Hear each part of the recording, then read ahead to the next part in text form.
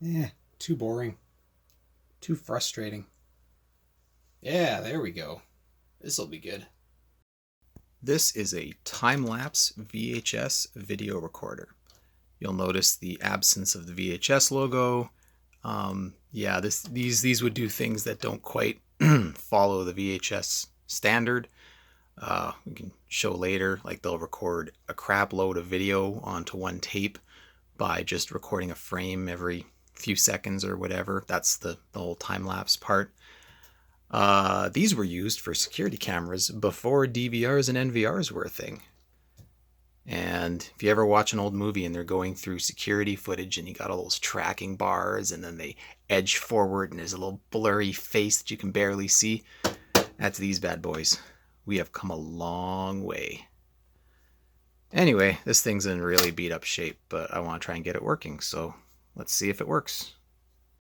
All the belts are bad, so I had to manually get it into play mode. Is that the head?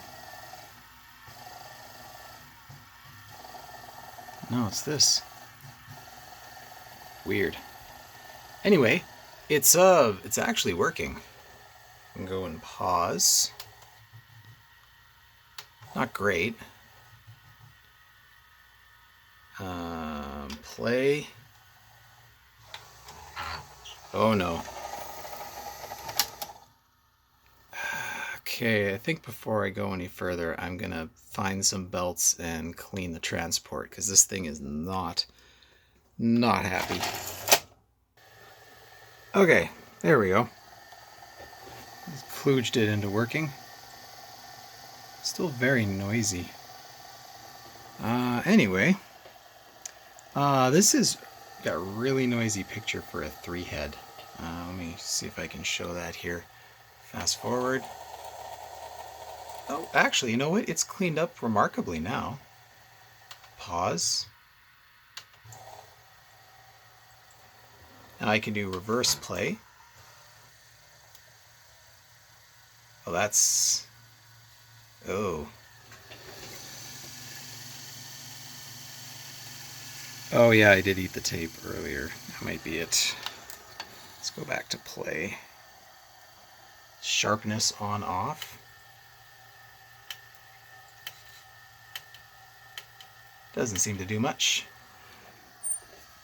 But what's interesting is, so here's what would traditionally look like channel buttons and this indicator. So this is 2-hour mode.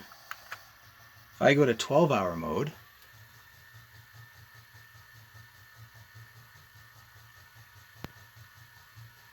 and I believe I can adjust the slow tracking to clean that up. Maybe? Better, worse. There we go. So I think the speed inconsistency is probably the capstan belt. Because it is belt driven and all the belts in this are a little wonky. Same thing with this line here. I think that's, well actually that's probably the head. These things just went through heads like crazy. Clean that up anymore? No, that's about it. Okay. So now let's go and change to 24-hour.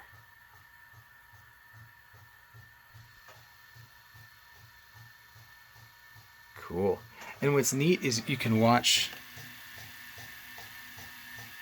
the motor, and this actually has a little encoder on there, so it knows exactly what the position of this is here. Now I can go even further and I can say, okay, let's do 72 hours. Do 3 days.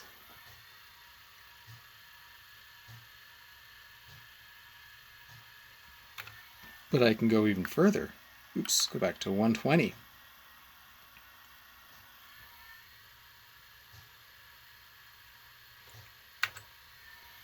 $168 hours.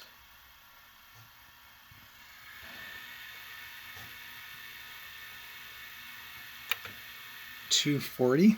This is probably the maximum. A full 10 days on one tape.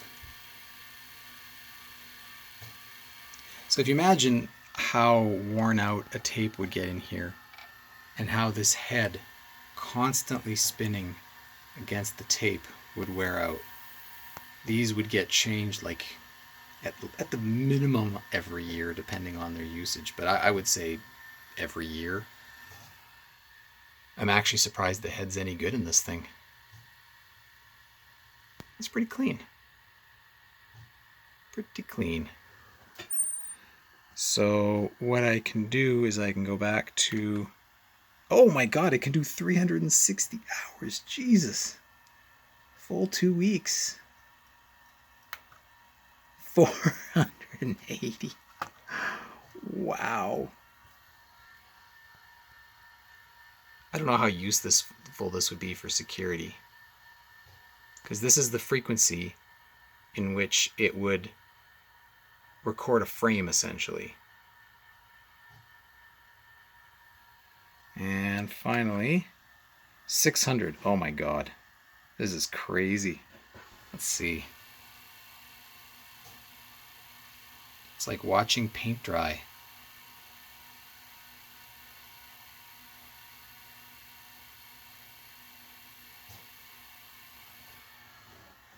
And, okay, now we're back to 2 hours.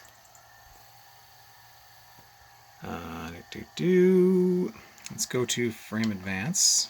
I gotta go pause first. There we go. So now I can just step through the different frames. Interesting, I can only go forward. I can't go backwards. I feel like if you were reviewing security footage, you'd want to be able to go forwards and backwards, not just reverse play. Alarm ready. This has the alarm controls on the back. Horizontal and, okay, display.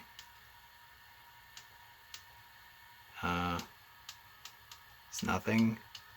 I'm assuming that's only for recording. Probably setting time and stuff like that. Alarm reset. Ooh, black and white. I'm going to put a signal on this and try recording. Let's see, does that kludged belt work?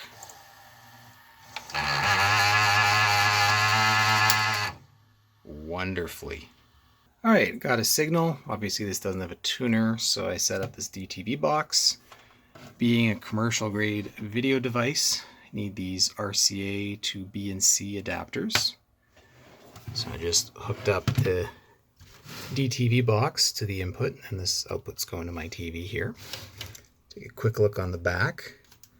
Lots of alarm controls I'll get to later, but you just have audio and video, really.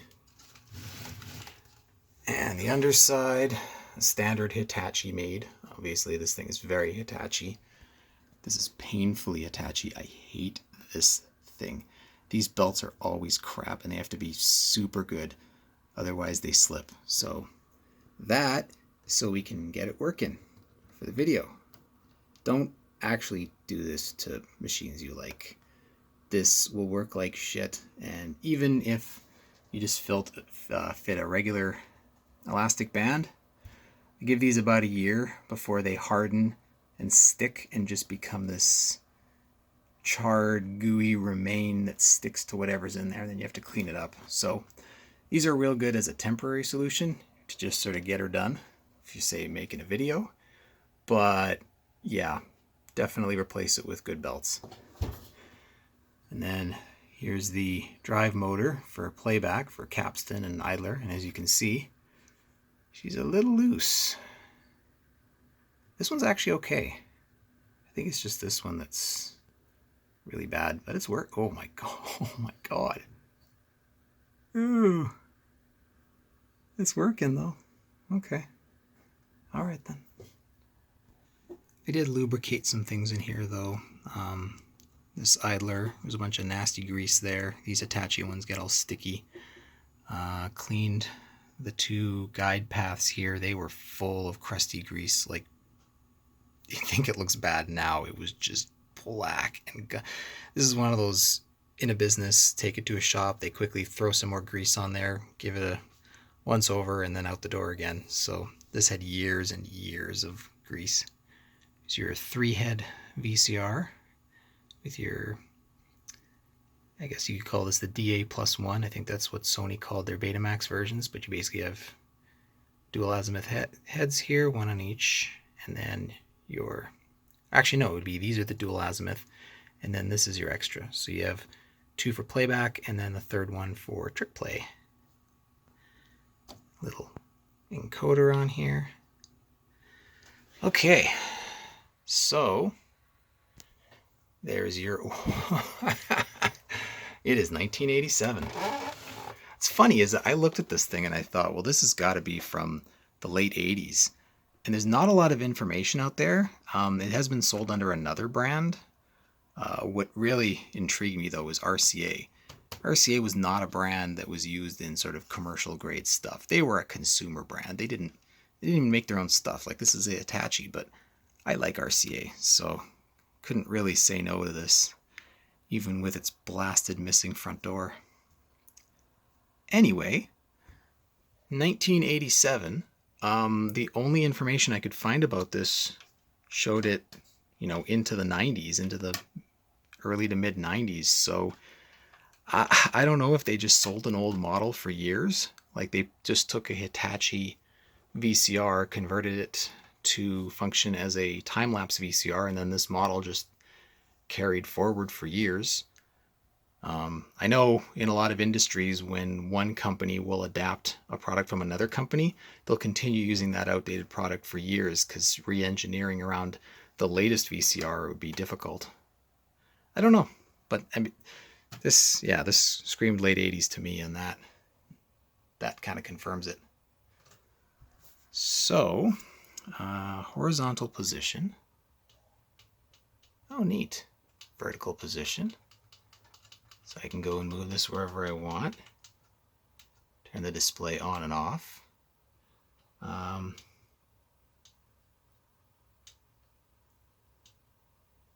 don't know, what is that? Start, stop. Okay, that's setting that. Down, up. It's hard doing this over stuff. Program. Hey, yeah, so I can set different times to do this.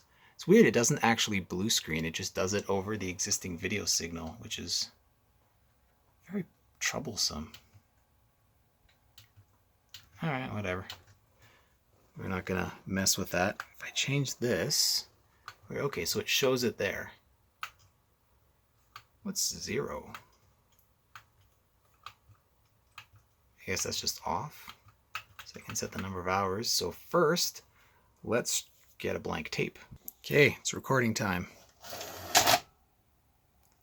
Now, I think it's the big red button here.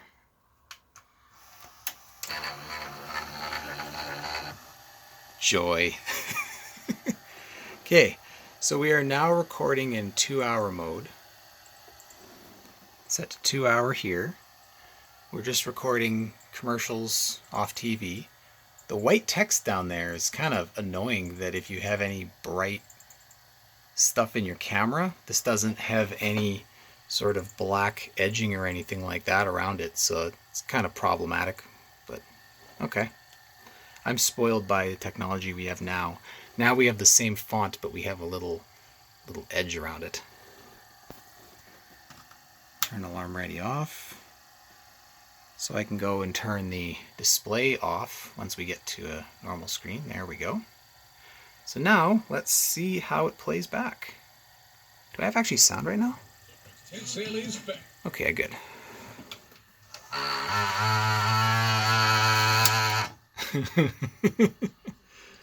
Every time. Let's rewind. Now this does have a counter. So I can go and... Does this have memory or anything? If I hit rewind, will it stop there, or will it just keep going? Oh. That's probably that bad belt. Okay, through the magic of forgetting to film, put a different belt on here. This one might be too tight. Feels a little bit much, but we'll see. Also re-greased the grease inside this little end. This little nylon bushing that sits there is That was all gross. So cleaned that off, re-greased it. Let's see how it does now. Okay, rewind. Perfect. It did not stop at the memory point. I had to hit stop, but whatever. And it's also nice and quiet. So let's hit play. Oh, much better. So this would be what I taped over.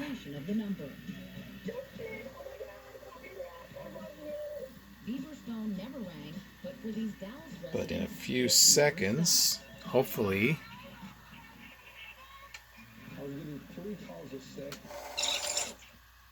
Oh, the sound stays on. That's kind of cool. Oh man. From the garage. These lines. With Wi-Fi from Bell MTS. My name's Milton Platt and I'm an egg farmer. Oh yeah. Since I was a little boy, my dad. Let's see if I can. So now if I go to hours, let's unpause. Now I'm on 12-hour mode. Let's clean up the slow tracking. Oh, it's not bad. That's actually not bad. Oh, is that worse? That's worse. To go this way, it's better. Yeah, I still think that's just the capstan belt. It's a little bit inconsistent with the positioning here. And I think these lines here are most likely just a very worn head. I mean, I would not be surprised. Let's pull this ground up. It doesn't even really make a difference. Maybe the ground's just dirty. And if I push on it, it seems to get better. Okay, I might give that a clean, but overall, I mean, whenever these things were used, the head was always garbage anyway. We're just watching chickens. Yeah. So now I want to do the opposite. I want to record, like, set it to record, say, 600 hours for a while, and then play that back on, like, 2-hour mode or something. I think that'd be kind of fun. Oh, you know what? I just realized that was playing back an EP tape, no problem. So this can play EP. Let me okay. Go back to whew, that's loud. Oh God. We look forward to Brick's tent sale every year. Which bearing is that?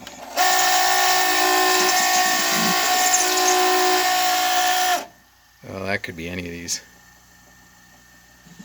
All right then. So, it's gonna need some work, but I kind of want to play a little bit more with these time-lapse features. So I'm just gonna set it to record this. That's probably copyright. Hold on. Oh, I only get one channel. Okay, well, I'm sure it won't be bad when it's in time-lapse. So let's set it to 120.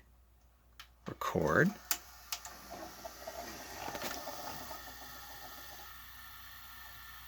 And I'll be back in a bit. All right, it's been an undetermined amount of time because I forgot to look at a clock at the beginning and now. So, okay, whatever. Stop. Play. And I'll go back to, oh. There we go. Ooh! Let's rewind.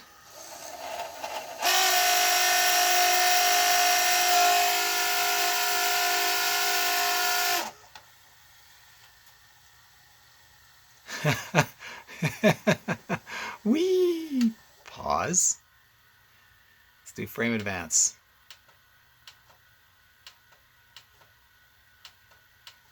Okay.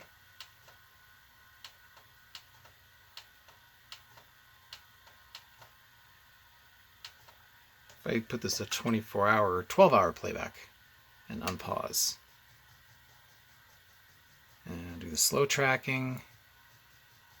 Other way. No, that's about as good as she's gonna get, apparently. Make it go worse.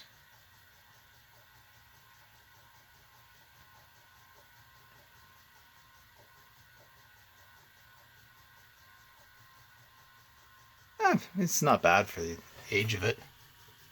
The still images are decent enough.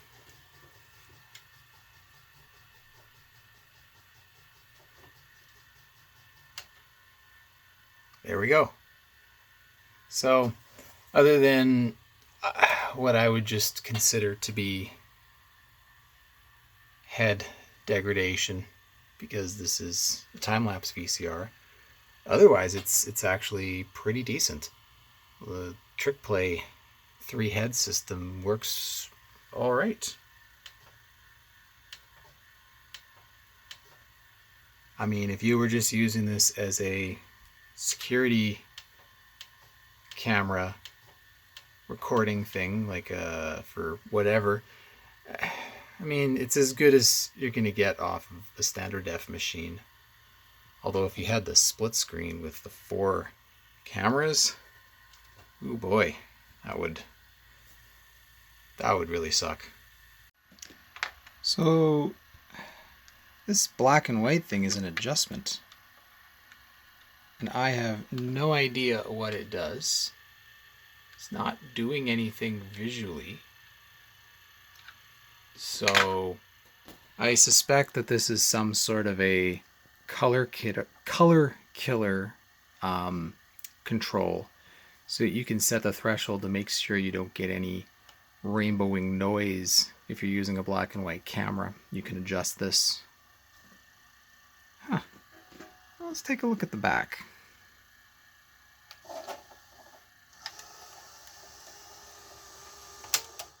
Before we do, I was just first unplug.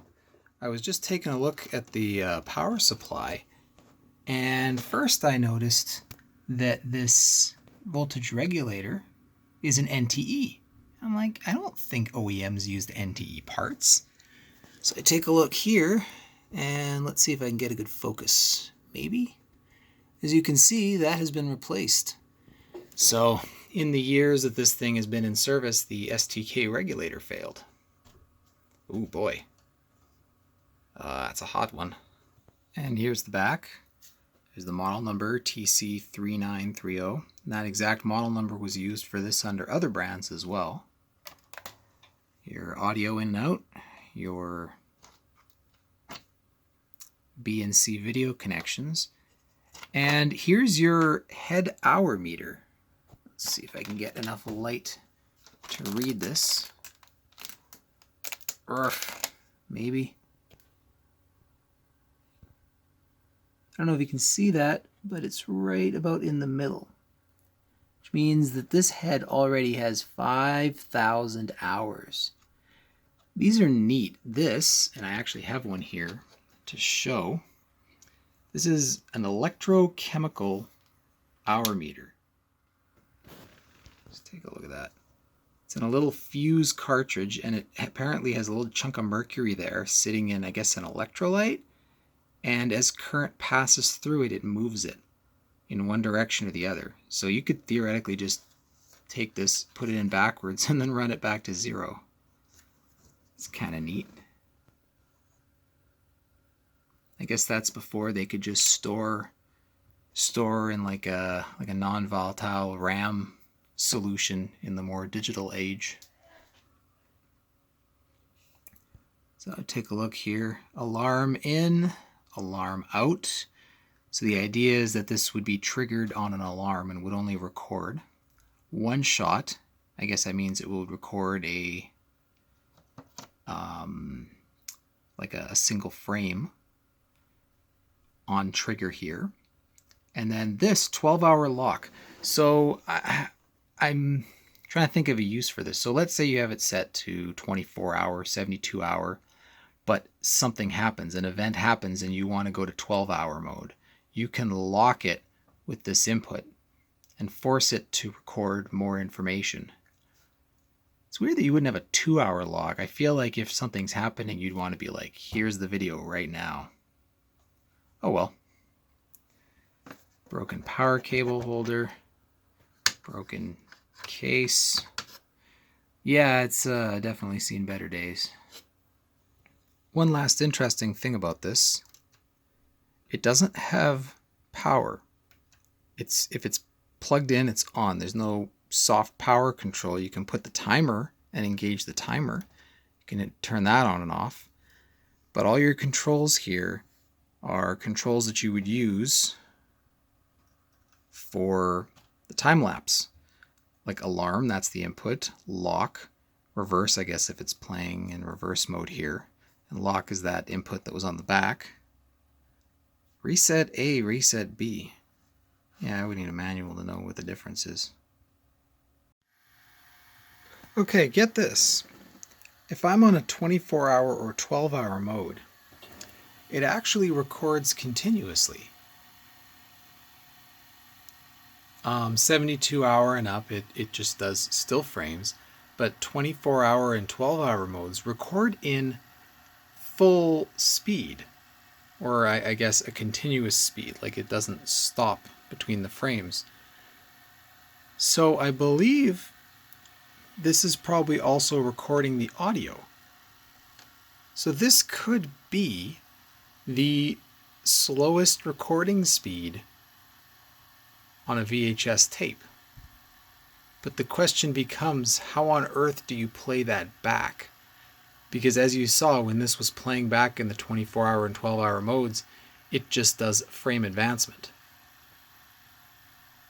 Huh. Look at that. So slow. So now I'm playing this back in 24-hour mode, and as you can see, it's single frame. And here's the result. It's kind of close to the counter there. Seems to be going a little fast. Did I maybe do this in 12-hour? Oop, no, it'd be the other way around.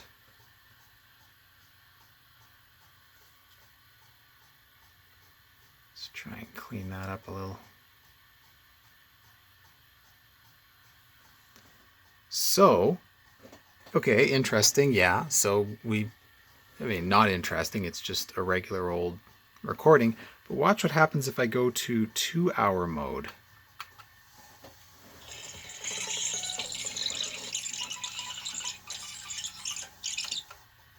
There's audio. So this is recorded with audio, even though there is no way to play this audio back in a reasonable fashion. Because when you play it back on 24-hour mode, you don't get audio, it just steps forward each frame. But it does record audio when it's recording 12 and 24-hour. Just to answer the inevitable question, will it play other tape speeds? Or other tapes recorded on other speeds? Yes, it will. Yes, okay. I will tell him. Goodbye, Peter Petrelli.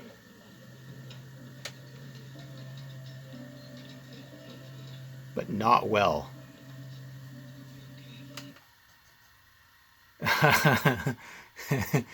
Not well at all. Ooh. This is about as clean as I can get the tracking.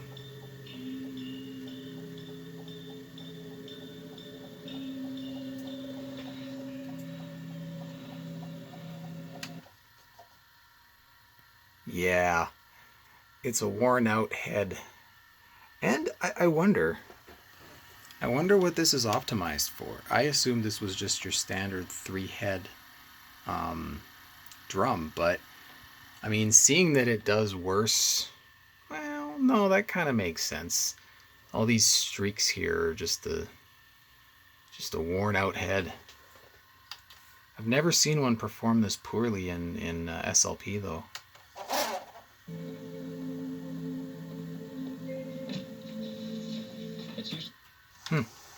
Oh well. Almost forgot to show this. Here's some service information that I guess someone is writing on the inside of the cover. So February 12th, 1992, new head, flywheel. I don't know why they'd replace the flywheel. Bushing and a pinch roller. Those two make sense. I guess a bushing too. Then November 5th, 1992. So this thing must have been under constant use, because not even a year. New head. 7 months. New head. And then flip this around. November 21st, 1991. Cleaned.